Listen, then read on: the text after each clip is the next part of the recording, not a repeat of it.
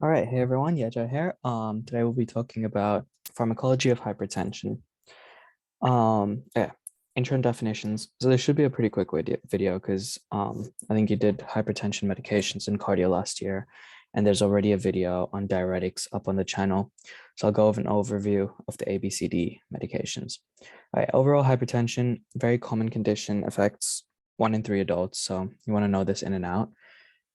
What actually defines hypertension? So I think the criteria recently changed. It used to be over 140 over 90 systolic diastolic, but I think it's come down to 130 over 80 as the threshold above which you're considered hypertensive.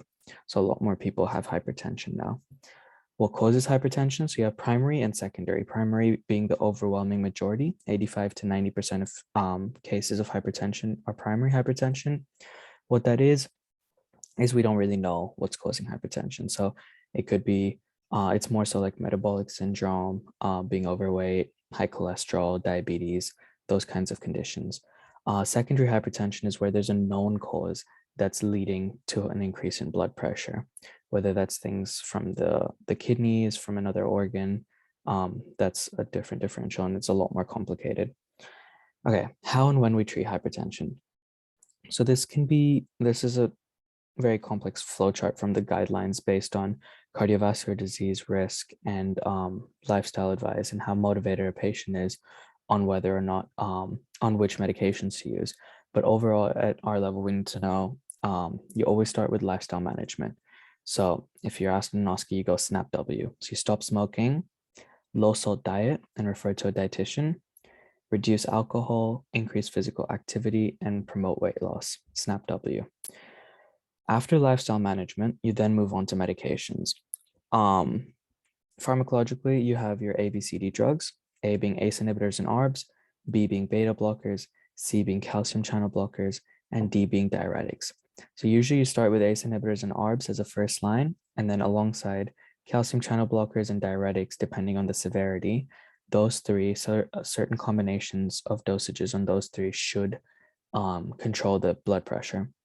Beta blockers come later. They're definitely not first line because they have a bunch of adverse effects, contraindications. So we leave those for later.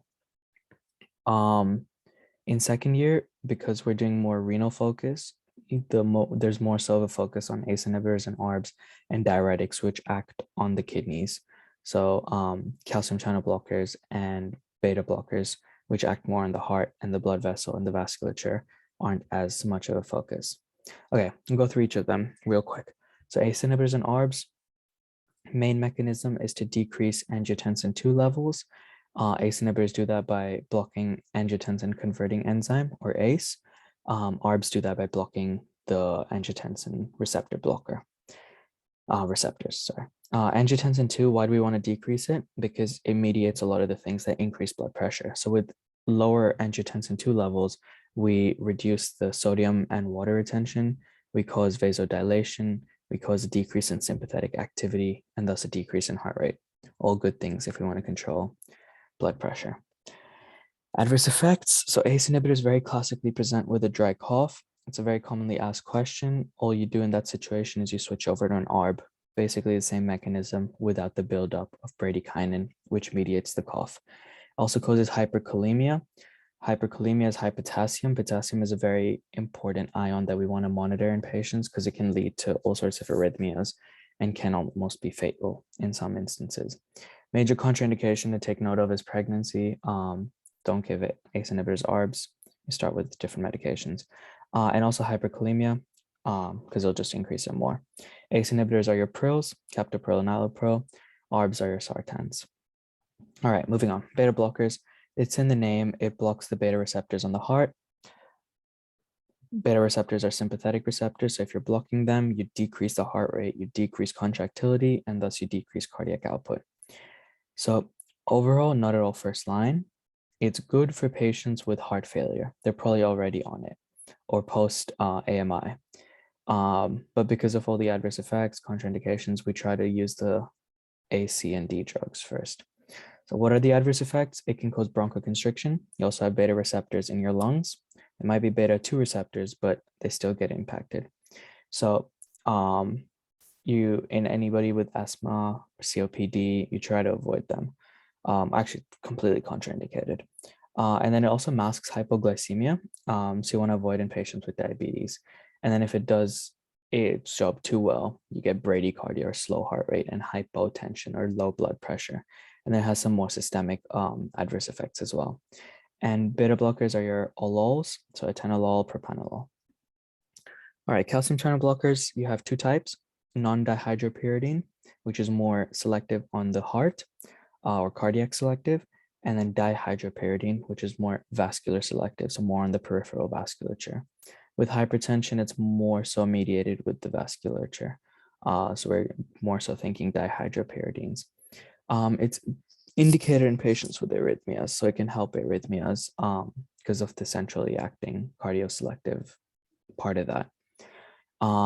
Adverse effects is, again, if it does its job too well and you get hypotension or low blood pressure, what happens in that situation is your heart rate increases to make up for that. So you got a reflex tachycardia. And then also by the vasodilation, if it vasodilates too much, fluid actually leaks out of the vasculature into the third space and you get ankle edema. Contraindicated in patients with like coexisting heart issues and also patients on beta blockers because they both sort of taper down the cardiac activity. So calcium channel blockers and beta blockers together can lead to a heart block. And these are your examples. So amlodipine and stuff are your dihydropyridine, so more vascular selective, and then more cardioselective is your verapamil and diltiazem. All right, diuretics. We have a whole video on the channel on diuretics, so I'll give a very brief overview. You have three types of diuretics, depending on which part of the renal tubules they act on.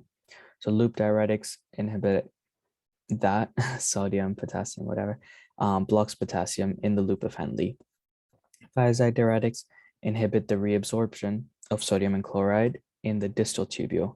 So reabsorption, if you're blocking reabsorption, there's more in the tubules that's being excreted, and water follows sodium, or sodium follows water, whatever, but water's being excreted, decrease in volume, decrease in blood pressure. Potassium sparing blocks the actions of aldosterone. It's indicated in heart failure because diuretics get rid of a lot of the fluid in your body, and heart failure, most patients are fluid overloaded, which can be like congestive cardiac failure and stuff. And so diuretics are really useful in that because you're getting rid of all that excess fluid. Adverse effects, I just like to think of it as potassium sparing diuretics lead to hyperkalemia because there's an increase in potassium. And then the other two are the opposite. So loop and thiazide, hypokalemia. I mentioned potassium is a very important ion. You want to keep monitoring it because it can lead to fatal arrhythmias.